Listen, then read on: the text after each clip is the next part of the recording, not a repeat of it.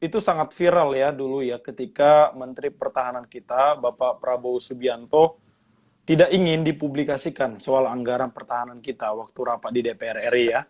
Nah, tapi kalau kita lihat anggaran pertahanan kita ini adalah anggaran terbesar di Republik Indonesia. Jadi dibandingkan kementerian-kementerian lainnya, Kementerian Pertahanan lah yang mendapatkan anggaran terbesar ya. Nah, lalu, tapi untuk apa itu? Yang pertama kita harus tahu bahwa anggaran pertahanan itu dibagi 5 teman-teman ya. Jadi yang pertama itu untuk Kementerian Pertahanan sendiri, yang kedua untuk Mabes TNI, dan 3 lagi itu Mabes TNI Angkatan Darat, Angkatan Laut, dan Angkatan Udara. Jadi ada 5. Jadi kalau dibagi-bagi juga menipis juga sebenarnya. Jadi banyak orang berpandangan bahwa oh ini kemana ini dana ini. Bahkan untuk tahun 2021, Bapak Menteri Pertahanan kita, Bapak Prabowo Subianto sudah mencanangkan akan mengusulkan 129 juta untuk anggaran pertahanan kita. Nah, kita lihat kembali kalau kita lihat bagaimana alutsista kita. Misalnya kalau kita lihat data dari Global Power itu, Firepower itu, bahwa menyatakan bahwa Republik Indonesia ini masih kalah alutsistanya.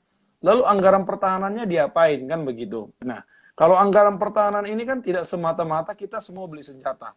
Tapi masih ada untuk sumber daya peningkatan capacity building, ada juga untuk kesejahteraan para prajurit kita, seperti itu. Nah, lalu kalau kita kaitkan dengan anggaran pertahanan, sebenarnya kita masih minim sekali anggaran pertahanan kita. Karena waktu kuliah di Universitas Pertahanan juga dijelaskan bahwa Indonesia itu masih menggunakan MEF. Apa itu MEF? MEF itu adalah minimum essential force. Jadi kita masih minimum aja, bahkan itu belum tercapai, ya. Jadi minimum, kalau kita udah melewati minimum itu, berarti pertahanan kita sudah semakin bagus gitu. Maksudnya standarnya kita sudah ada. Tapi sampai sejauh ini kita belum melewati yang namanya MEF tersebut. Minimum essential force, demikian ya. Nah, terus kalau kita bicara pindad, ya pindad itu kan dibawa kalau dipikir BUMN, tapi dia begini, kalau pindad itu kan related banget dengan Keman karena dia memang sebagai produktif ya, produsen industri pertahanan kita. Misalnya kalau kita ada kerjasama dengan seperti Korea Selatan, masalah kapal selam itu, KFX sama AFX, itu kerjasamanya dengan pindad nanti. Pindad nanti yang akan orang-orang pindad yang punya teknologi IT, orang-orang IT yang bisa bekerja sama begitu. Jadi pindad itu menghasilkan industri-industri pertahanan. Jadi kita juga ingin mencontoh seperti negara-negara besar, seperti Amerika Serikat. Mereka itu kuat, dana mereka itu karena memang pertahanannya kuat. Jadi mereka sengaja, mereka juga bisa menciptakan konflik untuk negara-negara lain. Semisal, let's say kita bilang Korea Selatan dan Korea Utara. Korea Selatan di backup oleh Amerika Serikat, sedangkan Korea Utara di backup oleh Rusia. Nah, ketika mereka ada sedikit konflik, yang jualan senjata itu adalah Rusia dan Amerika Serikat. Jadi ketika kamu punya power, ketika industri pertahananmu bagus, kamu bisa ciptakan konflik di negara manapun, lalu kamu jualan ke situ gitu loh. Nah, seperti itu ya. Jadi, tapi kalau kita lihat industri pertahanan kita apakah sudah maju? Ya untuk seperti negara kita, menurut saya sudah bagus karena kalau kita lihat 11 kali, kalau tidak salah 11 kali atau 10 kali, Indonesia itu telah memenangkan kejuaraan berturut-turut. Kejuaraan menembak dengan Australia. Ya. Dan itu buatan pindad loh, SS1. Demikian Niko ya. Mungkin ada lagi yang mau ditanyakan Niko terkait itu. Iya bang, kalau mengenai pindad bang, baru-baru ini kan ada berita naik bang, kalau pindad menjual kendaraan mobil bang, jenis Maung, namanya Maung bang. Jadi kendaraan Maung sipil. itu, ya, siap. Ya, harga kan 500 jutaan bang. Nah itu tujuannya sebenarnya untuk apa bang? Ataukah pindad ingin menjadikan lebih produktif lagi dengan lebih meningkatkan konsumsi masyarakat terkait dengan produksi dari pindad? Atau ada tujuan lain bang dari kendaraan tadi bisa digunakan masyarakat sipil bang? Nah, itu Maung itu sebenarnya waktu kunjungan Bapak Prabowo kemarin ya, dia sempatkan untuk coba itu alat itu. Nah, sebenarnya pindad itu juga sudah jualan ke negara-negara Afrika sana, teman-teman ya. Jadi kalau pindad hanya untuk pakai untuk di negara kita juga kita kurang bagus juga. Ya kita harus cukupi dulu kemampuan kita juga. Tapi kalau kita bisa jualan, ya justru kita bagus gitu. Jadi kalau kita jualan ya berarti kita punya pemasukan. Jadi kalau kita pergi misalnya ke Kongo, ke pasukan perdamaian kita itu udah beberapa anoa itu buatan Pindad sendiri. Jadi semakin banyak barang kita yang diperjualbelikan, dipakai di negara-negara lain, berarti itu menandakan bahwa kemampuan kita itu sudah semakin bagus gitu ya. Bahkan alat-alat kita sudah dipakai oleh negara-negara lain seperti itu. Itu ada rekan saya itu menambahkan itu Pindad itu jual maung yang beli kemhan ya, karena Pak Prabowo memang kemarin kunjungan lalu dia kasih nama maung. Itu sempat viral juga oleh Bapak Prabowo kemarin ya. Mungkin gini Bang, belakangan kan beberapa waktu belakangan kita melihat bahwa Pak Prabowo dan Pak Jokowi kemarin kan meninjau ketahanan pangan Bang. Sebenarnya apa nih Bang kaitan antara pertahanan dengan ketahanan pangan Bang? Yang beberapa waktu lalu juga sempat menjadi pembicaraan di dunia maya Bang. Nah, jadi sebenarnya kalau kita udah bicara pertahanan ini, memang banyak orang bicara, loh, kenapa Pak Prabowo ngurusi pangan begitu kan? Mana Menteri Pertanian, mana Menteri yang lain gitu kan? Kok Pak Prabowo seakan-akan mengambil alih semuanya seperti itu? Tapi yang namanya pertahanan negara ini juga, kalau kita lihat ya, jadi kalau memang dalam negeri kita juga kacau, itu secara tidak langsung kita sudah dikalahkan oleh negara-negara lain seperti itu. Misalnya kalau kita impor, terus kita beli terus dari negara lain, itu sebenarnya pertahanan kita itu sudah dirongrong oleh negara lain. Nah, kalau saya melihatnya di sini, mungkin Pak Jokowi juga melihat bahwa pangan ini, ketahanan pangan ini menjadi salah satu ancaman kita ke depannya, karena kita juga jangan terlalu ketergantungan dengan negara lain. Nah, oleh sebab itu, Pak Prabowo ditunjuk sebagai orang yang dipercaya untuk ngurusi ketahanan pangan kita seperti itu. Ya memang sekalipun memang harusnya kan bisa juga dilakukan oleh Menteri Pertanian. Tapi yang pasti tidak mungkin Kemhan berdiri sendiri ya. Jadi tidak mungkin Kemhan itu berdiri sendiri. Itu kan itu kunjungan kerja saja. Pasti akan ada koordinasi pastinya. Pasti pelaksananya juga pasti di backup oleh Kementerian Pertanian seperti itu. Jadi pangan itu juga penting ya. Kalau dibilang pertahanan, semua itu pertahanan ya. Jadi karena kita menggunakan Sishamkam Rata tadi, sistem pertahanan dan keamanan semesta tadi ya. Rakyat semesta intinya seperti itu. Jadi melibatkan seluruh aspek seperti itu. Kalau kita bicara mengenai undang-undang Bang, kan itu kan ada pasal 30 ayat 1 sama pasal 27 ayat 3 Bang. Yang menggunakan yang berhak dan wajib ikut serta dalam pertahanan negara Bang. Nah itu mekanismenya seperti apa Bang? Dan dalam keadaan seperti apa baru dapat digunakan itu? Oke, jadi begini ya. Kalau kita bahas lagi pasal 27 ayat 3 dan pasal 30 ayat 1. Kalau pasal 27 ayat 3 itu adalah tentang bela negara. Nah, kalau masalah pasal 30 itu adalah masalah sistem pertahanan negara. Nah, terus yang menjadi pertanyaannya adalah ketika ada kata-kata komponen cadangan, komponen utama, dan komponen pendukung, seperti itu. Nah, jadi kalau masalah bela negara konteksnya ya, karena di pasal 27 ayat 3 itu hanya dicantumkan bahwa setiap warga negara berhak dan wajib dalam bela negara, seperti itu ya, kurang lebih seperti itu. Jadi berhak dan wajib dalam bela negara. Kalau pertahanan negara itu dijabarkan lagi nanti di pasal 30 itu bahwa ada komponen utama, yaitu adalah TNI Polri, dan berikutnya komponen pendukung. Nah, komponen pendukung inilah yang menjadi dari semuanya masyarakat tersebut. Jadi dosen juga bisa, karena itu mendukung. Ataupun kamu jadi guru, atau mau jadi dosen, atau mau apapun pekerjaan, itu pendukung dalam pertahanan negara. Lalu, kenapa konsepnya seperti itu? Karena memang konsep pertahanan sekarang ini tidak lagi hanya berbicara ancaman-ancaman seperti dulu perang konvensional ya.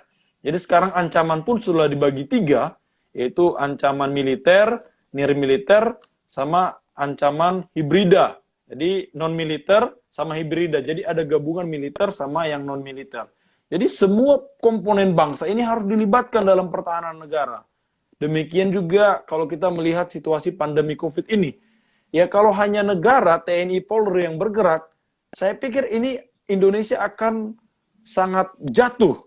Tapi kita harus melibatkan seluruh komponen bangsa. Kita libatkan pengusaha, kita libatkan aktivis, semua harus kita libatkan. Tinggal bagaimana implementasinya, siapa yang mengkoordinasinya, nah itu yang perlu diperhatikan lebih dalam lagi. Seperti itu. Kalau untuk masalah pengaplikasiannya, ya gimana, Bang? kalau kita lihat pada pengaplikasiannya, mengaplikasikan komponen cadangan tadi, ya itu kan masih dibahas juga dalam undang-undang. Jadi ada juga masih dalam pembahasan juga komponen cadangan itu, karena melihat kami juga di Unhan itu kemarin baru disebar kuesioner bagaimana pendapat kita tentang komponen cadangan ini. Jadi memang belum sepenuhnya diaktualisasikan karena memang masih jadi perdebatan juga di DPR RI demikian. Tapi yang pasti komponen cadangan ini itu masuk ke dalam program bela negara tersebut yang dididik oleh di bawah Kementerian Pertahanan langsung. Seperti itu. Jadi nanti bakalan ada, kemarin itu sudah sempat viral juga, ada flyer siapa yang bersedia sebagai komponen cadangan, seperti itu. Ada pendidikannya dan lain sebagainya. Oke. Kalau kita bicara yang namanya politik luar negeri ya, kembali lagi kalau kita lihat pada tujuan nasional kita, itu ada pada pembukaan Undang-Undang Dasar kita di alinea keempat, di situ dicantumkan jelas kalau Indonesia itu adalah turut ikut serta dalam perdamaian dunia. Nah, lalu bagaimana hubungan bilateral kita? Kita condong ke negara mana? Kita itu menggunakan politik bebas aktif, ya. Politik bebas aktif itu artinya kita bebas memilih kepada siapa. Jadi kita tidak ada yang namanya seperti koalisi. Kalau kita lihat misalnya negara-negara persemakmuran, Malaysia, Australia, Singapura, dan lain sebagainya. Tapi kita ini bebas, aktif. Aktif namanya, aktif ikut dalam perdamaian dunia. Oleh sebab itu, negara Indonesia telah dipilih sebagai salah satu dewan di PBB kemarin ya, jadi salah satu dewan HAM juga, sama Dewan Perdamaian Dunia juga kita kemarin dipilih ya, Menteri Luar Negeri kita saat itu. Nah, jadi lalu bagaimana dengan Amerika? Apakah kita condong ke Amerika atau Rusia? Kita tidak condong kepada kedua manapun, karena memang begini, kalau kita pandang dari sudut, kalau kita lihat dari teori-teori hubungan internasional ya, kalau kita misalnya dari sudut pandang realis, kalau kita mendekat pada suatu poros, misalnya kita mendekat ke poros Amerika misalnya gitu, itu pasti spy dari Rusia juga pasti lihat. Nah, dalam artian ya kalau kamu mulai dekat dengan ini, ya kamu berarti menjadi bagian dari iniku. Jadi kayak musuhnya musuhku adalah temanku, misalnya seperti itu. Jadi kayak kamu harus petakan ini seperti itu. Jadi kita tidak ada ikut satu poros, tapi kalau kerjasama, kita punya banyak kerjasama. Jadi tidak hanya pada alat alutsista tadi, tapi kita kan punya yang namanya pertukaran perwira. Jadi kita juga punya banyak pertukaran perwira di bawah Kementerian Pertahanan. Bahkan kita punya juga yang di Rusia, kita juga punya di Amerika Serikat seperti itu. Bahkan dosen-dosen saya juga banyak itu, beberapa dosen-dosen saya itu lulusan Lemhanas di Amerika. Jadi mereka tidak ambil Lemhanas di Indonesia, tapi Lemhanas di Amerika. Berarti dengan adanya pertukaran pelajaran seperti itu, pelajar, perwira, itu artinya kedua negara itu saling bernegosiasi atau ada hubungan kerjasama yang pastinya. Jadi kita tidak ada condong pada A dan B gitu. Tapi memang sekarang ini kan lagi isu-isunya bagaimana negara melihat peta Indonesia ini lebih dekat-dekat ke Cina seperti itu kan. Karena memang Cina saat ini menggunakan yang namanya debt diplomacy. Jadi dia memberikan dana dan tergantung juga kalau memang negara kita membutuhkan dana, lalu Cina butuh apa dari kita, kalau kita bisa penuhi, ya kita bisa berikan. Contohnya kan kita sudah kerjasama dengan BRI. Kalau kita tahu itu namanya produknya itu Belt and Road Initiative. Jadi kita juga ada beberapa pinjam dana dari China, lalu China minta apa dari kita, misalnya mereka minta pelabuhan di utara Indonesia, ya kita berikan seperti itu. Mereka bisa akses pelabuhan di sana dan lain sebagainya. Itu pasti ada deal-dealan seperti itu. Jadi kita tidak boleh juga condong pada negara satupun, kecuali kita udah menyatakan kalau kita itu tidak ikut, tidak lagi politik bebas aktif. Nah, berarti kita pilih aja condong ke Amerika, Amerika saja, Rusia, Rusia saja, seperti itu. Tapi yang pasti memang saya sepakat dengan Bung Niko, bahwa Rusia dan Amerika itu, bahkan Cina sekarang itu memang sudah mencoba untuk menguasai dunia. Memang ketiga negara ini memang sudah sangat powerful ya, di bidang pertahanan juga mereka kuat, sehingga mereka bisa menguasai dunia seperti itu. Jadi sebenarnya gini, kalau kita lihat kenapa sih Indonesia dan Malaysia itu sempat konflik gitu ya. Jadi ini kalau kita belajar geopolitik. Jadi mungkin teman-teman di sini, viewers di sini yang nonton juga tidak semuanya belum kenal yang namanya geopolitik. Jadi geopolitik itu adalah bagaimana sebuah negara menciptakan atau mengeluarkan politik luar negerinya itu berdasarkan letak geografisnya. Nah, kalau kita lihat Indonesia dan Malaysia itu sangat berdekatan. Itu maksudnya kita kan horizontal dan ada laut di situ kan, ada pembatasan juga, ada laut juga kan. Nah, kalau kita lihat pada utara Indonesia itu ada China, ada Korea Selatan, Jepang, Taiwan dan lain sebagainya, Hong Kong. Nah, negara-negara di bagian utara kita itu adalah negara-negara produktif. Produktif dalam arti produsen. Jadi 80% hasil mereka itu mereka kirim ke Afrika, 20%-nya ke Eropa seperti itu. Karena kalau Jepang itu misalnya kayak Toyota, Korea Selatan dengan kosmetiknya dan lain sebagainya seperti itu. Lalu mereka butuh yang namanya alur perjalanan. Jadi ketika mereka mau kirim dari utara ke selatan, misalnya mau ke Australia, kapal-kapal tank mereka berarti harus berpikir gimana cara barang-barang gue ini bisa lewat Indonesia dan Malaysia, kan seperti itu. Nah, oleh sebab itu, kalau kita lihat amati dari sudut intelijen, kenapa Indonesia dan Malaysia itu seakan-akan digodok-godok seperti itu? Karena ada ketakutan oleh negara-negara di utara itu, kalau Indonesia dan Malaysia bersatu, kita bisa tutup itu laut. Jadi kita sepakat nih, udah dilihat kalau ada kapal lewat, kita minta cukainya berapa, pajaknya berapa. Tapi kita sengaja diperdebatkan memang, jadi kita aja konflik sehingga mereka nggak perlu bayar dan segala macam gitu. Jadi mereka nggak takut kalau Indonesia dan Malaysia ini bisa bersatu akan seperti apa nanti jalur perdagangan laut mereka seperti itu. Nah itu yang sebenarnya kalau kita bisa lihat geopolitik seperti itu. Kalau kita berbicara geopolitik seperti itu, karena kita adalah negara kepulauan. Oleh sebab itu politik-politik kita itu harus mengandalkan kepulauan kita.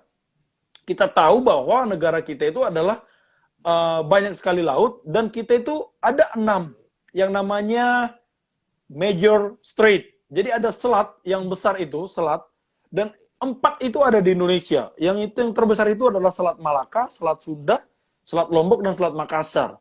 Bayangkan kalau 4 selat ini yang sering dilewati oleh kapal-kapal besar negara-negara lain untuk transfer barang-barang mereka, kalau itu kita benar-benar bisa kuasai seperti terusan Suez, itu kan bayar itu. Satu kapal tank itu bisa ngangkut berapa ton produk dari negara A ke negara B. Kalau itu kita bisa pajakin sebenarnya, saya pikir negara Indonesia itu sudah menjadi negara yang powerful, yang kaya, cuman kita memang belum mampu.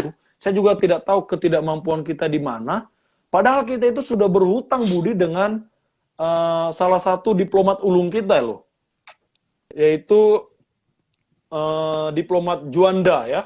Kalau kita kenal Juanda, bagaimana dia bisa memetakan kepulauan Indonesia. Karena dulu kan bebas. Ya. Ini sebenarnya jalur ini, laut-laut Indonesia kan dulu bebas, tapi semenjak itu menteri kita Juanda, itu dia buat bahwa ini adalah, tapi kita tetap memberikan ALKI. ALKI itu seperti jalur laut internasional yang bisa mereka lewati, seperti ada 3 di Indonesia. Nah itu sebenarnya yang mau kita hadapi. Lalu bagaimana kalau kita konflik deal-dealan nih, bedil-bedilan nih sama Malaysia? Ya, Malaysia itu kan dia itu kan negara Commonwealth ya, Commonwealth country atau negara persemakmuran. Dalam artian Inggris, Australia pasti backup.